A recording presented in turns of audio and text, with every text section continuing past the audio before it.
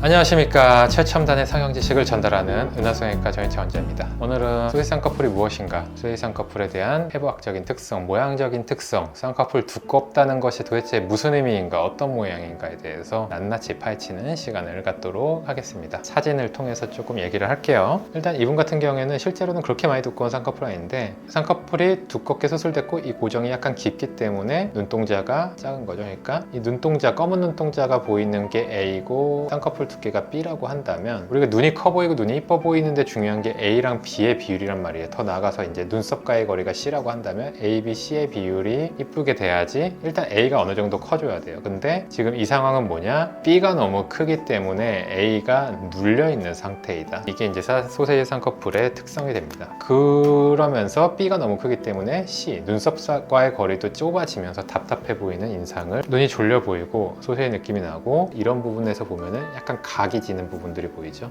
이런 약간 부자연스러운 앵글, 각도 같은 게 두께로 인해서 나타나는 현상이라고 볼 수가 있겠습니다. 이분은 이제 이쪽보다 이쪽, 환자분의 오른쪽, 우리의 왼쪽의 쌍꺼풀이 좀 두꺼운데, 이제 양쪽이 일단 비대칭이 된 건 알겠어요. 비대칭이 된 건 알겠는데, 이런 분이 이제 상담실에 딱 오시면은 여기가 두꺼워서 싫어요? 아니면 여기가 얇아서 싫어요? 제가 이제 물어보겠죠. 근데 보통의 경우는 요즘 같은 경우에 이쪽 조금 두꺼운 쪽이 고정이 깊다라는 느낌을 이제 많이 얘기를 하세요. 고정이 딱 깊기 때문에 여기가 소세지처럼 밝게 보면은 이쪽의 명도 밝기죠. 밝기가 이쪽의 밝기보다 더 밝죠. 이 동그라미가 더 하얗죠. 그래서 그게 밝기 때문에 이제 더 뭔가 수술 티가 나고 붓기가 안 빠진 티가 나고 성형한 티가 많이 나는 느낌을 느끼게 되는 거죠. 그러면서 바깥쪽에 여기는 딱 찝혀 있는 뭔가 고정이 깊은 느낌들이 이 부분에서 특히 나타나게 되는데, 이거는 이제 두꺼운 쌍꺼풀을 수술하면서 두껍게 잡혀 있는 쌍꺼풀이 눈 뜨는 근육, 눈을 뜨는 안검, 거근, 점막과 유착이 돼서 이 부분의 텐션이 조금 세게 들어가는 현상이라고 볼 수가 있어요. 그러면 이것 또한 약간 어색하게 느껴지는 거고, 이 부분이 세게 들어갔기 때문에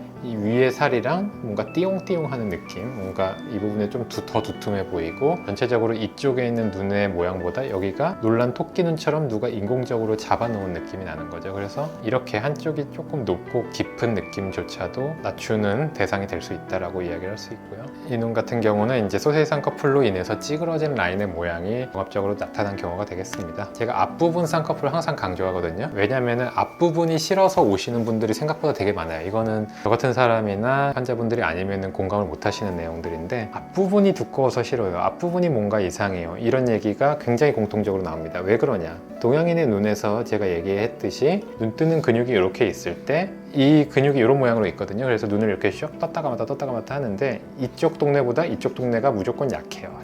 비리비리하죠. 비리비리하면서 근육이라면 이제 하얗고 빤빤한 막으로 딱 강하게 돼 있어야 되는데, 바깥쪽은 그래요. 바깥쪽은 그런데, 바깥쪽이 그런 사람이라도 안쪽은 막 지방이 껴있고 늘러트리면 늘어나고 구조 자체도 막 여러 겹으로 이상하게 불분명하게 돼 있는 경우가 많습니다. 그래서 똑같이 두껍게 수술했는데 앞부분이 더 무너지는 거예요. 앞부분이 더 무너져서 실제 눈을 가리고 있죠. 원래 눈은 띠띠띠띠 이렇게 돼 있어야 되는데 쌍꺼풀이 눈을 가려버리는 상태가 되는 거죠. 그래서 이게 심해졌을 때 이제 세모눈이라고 얘기하는 그런 형태까지 나올 수가 있고, 위의 라인도 둥글게 가다가 뭔가 직선으로 찌그러지는 이런 뭔가 안 이쁜 곡선이 나오게 되고, 속눈썹도 여기는 속눈썹이 나 있는 부분이 보이고 이쁘게 이렇게 외반이 돼 있는데, 이쪽 속눈썹은 오히려 눌려 있는 거죠. 그래서 이런 모양이 종합적으로 나오면서 이쪽은 흉터까지 보이죠. 쌍꺼풀이 두껍게 제대로 접혀 들어가지 않으니까 원래는 눈 안쪽에 숨어져 있어야 될 흉터의 위치조차 바깥으로 노출이 되는 거죠. 전후 사진 보면 첫 번째 케이스의 경우에 이렇게 깔끔하게 얇아지게 되죠. 그러면은 아까 얘기했던 A, B, C의 비율 기억나시죠? 눈동자, 쌍꺼풀, 그 다음에 눈썹과의 거리의 비율이